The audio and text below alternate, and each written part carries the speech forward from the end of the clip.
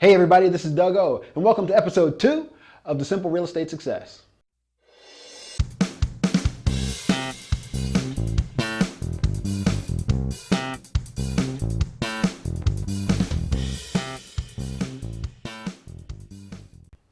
The first impression is critical to establishing the direction of the relationship. In today's video, we're going to take a look at the first contact with a potential client, what to say, and why you should say it. Client conversation starters, take 1. Is your Wi-Fi enabled? Because I definitely feel a connection.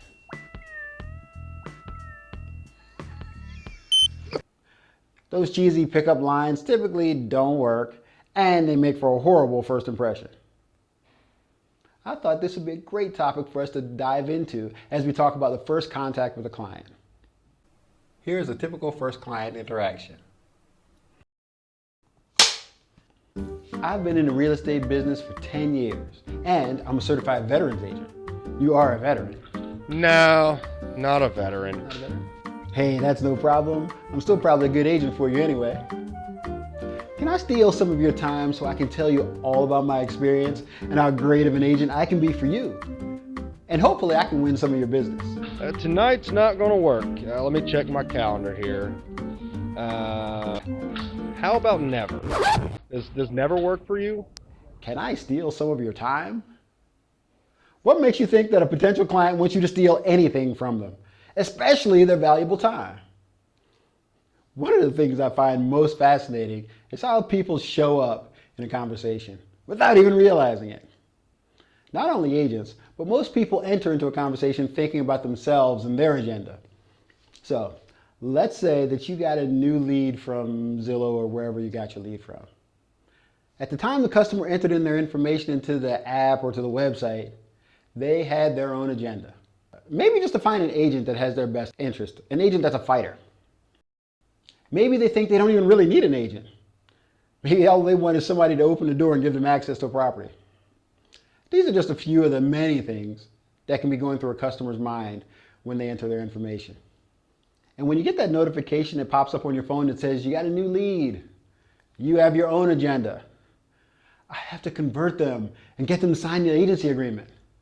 I hope this client listens to me so I'm not wasting my time showing home after home. I hope that I can get them into a home so that I can get paid. I got bills coming up. With these two related yet very different agendas, what's an agent to do? In order to win the client's confidence in you, it's important that you focus on their agenda, not your own. The truth is that most new agents really do need the money.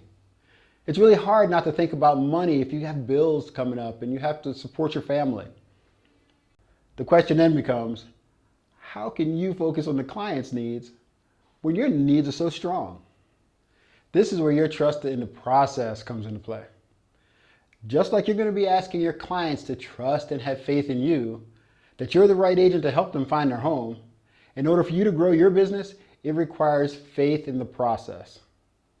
That means you're going to have to keep learning, keep practicing, and apply the things that you've learned in practice. What I'm going to share here is not really designed for real estate agents or to make real estate agents more money. You're probably thinking, I'm out. But before you go, know this. What we're going to talk about actually will make you a better agent, which means that you'll have the skills to close more deals, help more people find the right home, and will make you more money. So what I'm sharing is not really designed primarily to make you money. It's designed to help you help the client. But the awesomest part, that's right, I just said awesomest. The most awesome part is that you'll become a better agent and you will make more money as a byproduct of putting the customer's needs first. So if that's what you're after, now would be a good time to subscribe. Your first goal with every customer is to gain their trust. Otherwise, you really don't stand much of a chance of working with them. Why should a stranger believe that you're the one? That you have what it takes to solve their problems? To take them from point A to point B? What's going to set you apart from everybody else so that they trust and want to work with you? Well, let's talk about how.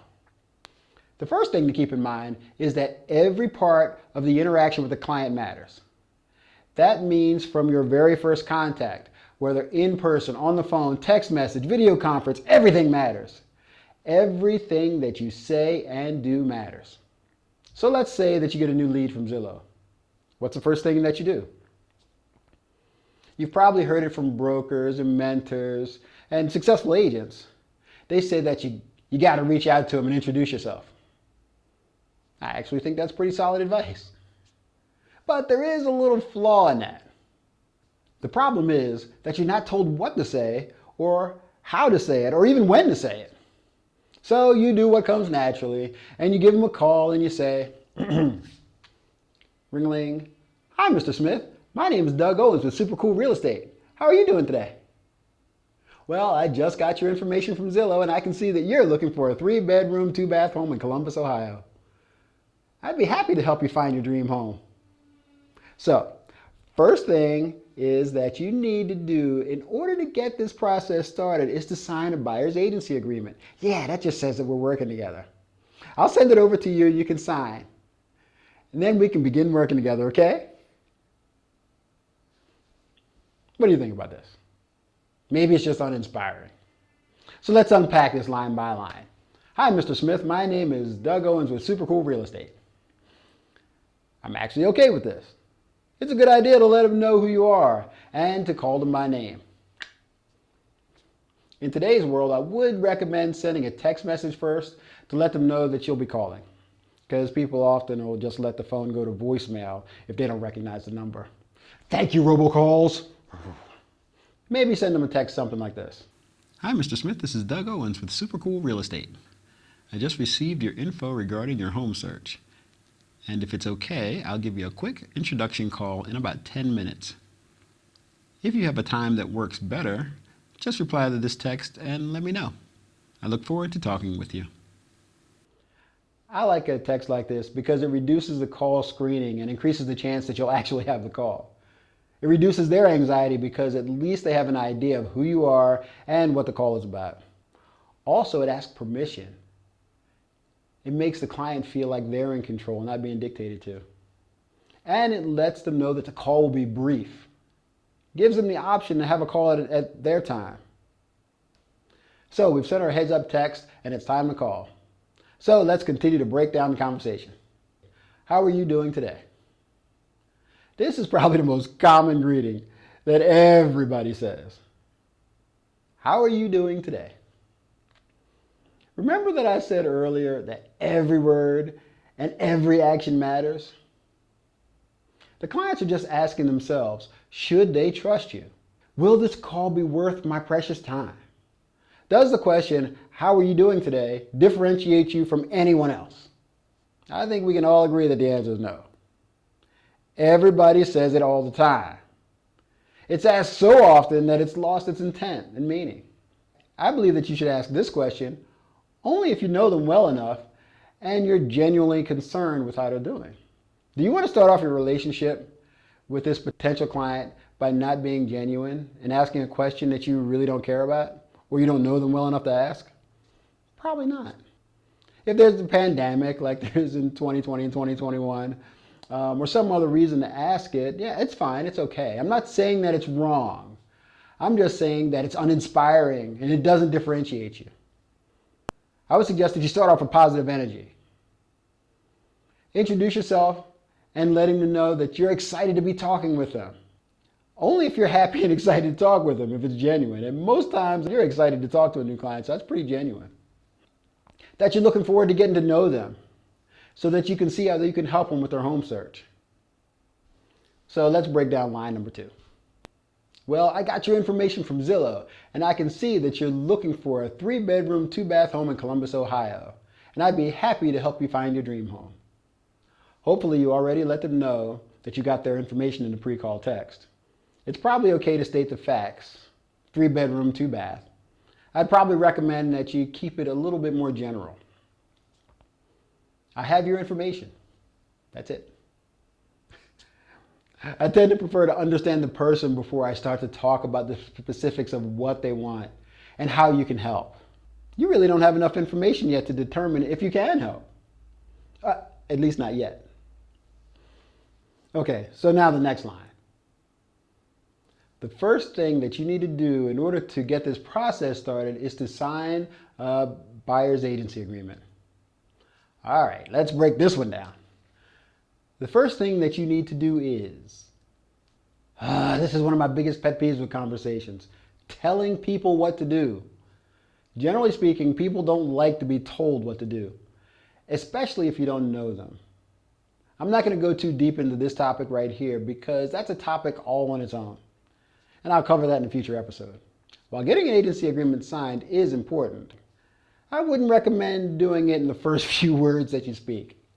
Unfortunately, I've had many students take their brokers or mentors just a little bit too literally when they say they have to get the buyer's agency agreement signed.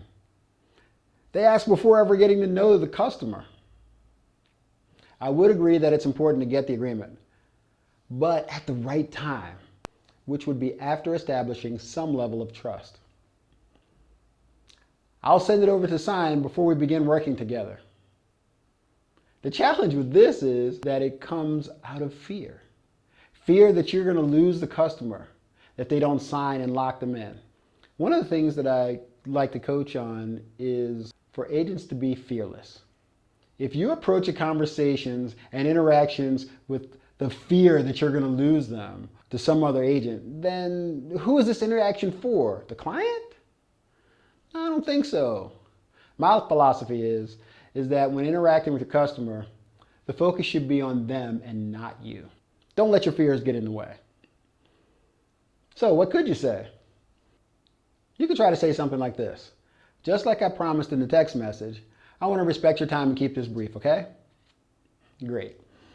One of the things that seems to work best is for me to ask some questions so that I can really get a clear picture of your situation and what you want to accomplish. And based on your situation, I'll share some information that's relevant to you specifically. Okay? And at the end of this brief conversation, whether you work with me or not, you'll at least gain some valuable information that'll help you with your home search. Either way, it won't be a waste of your time. How's that sound? Okay, I really don't believe in scripting per se. Like I said earlier, always be genuine. If you choose to use my words and make them sound genuine, go for it. I would suggest that you start thinking of your own words and using the principles that I've outlined, and it will probably sound a little bit more like you. Clearly, the conversation does not end here. However, for this episode, the goal was to focus on your initial interaction. We'll get into a longer, more in-depth conversations later, like things that happen during the buyer and seller's consultation, home tour conversations, follow-up, and negotiation conversations too. Okay, here's a great place for you maybe to pause and rewind so that you can really get a grip on what I've suggested. Let it sink in. Then write down your own version and practice it. This should get you off to a great first interaction with your customers.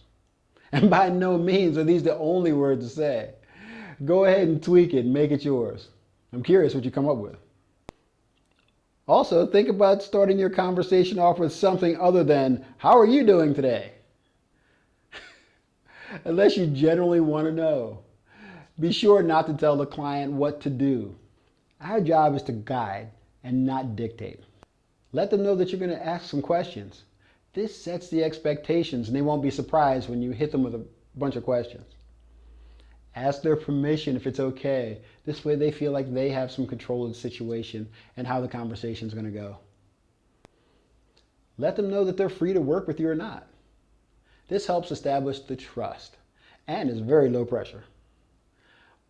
Let them know that you value their time and that you don't want to waste their time. As a matter of fact, you don't want to waste your time either. Remember that everything you say and do matters when it comes to building rapport with your customers. So that's it for episode 2. If you found some value in this video, give me a thumbs up and let me know any nuggets that you picked up. If you have other conversation starters, please share them in the comments below. Thanks for tuning in on your way to a simple real estate success.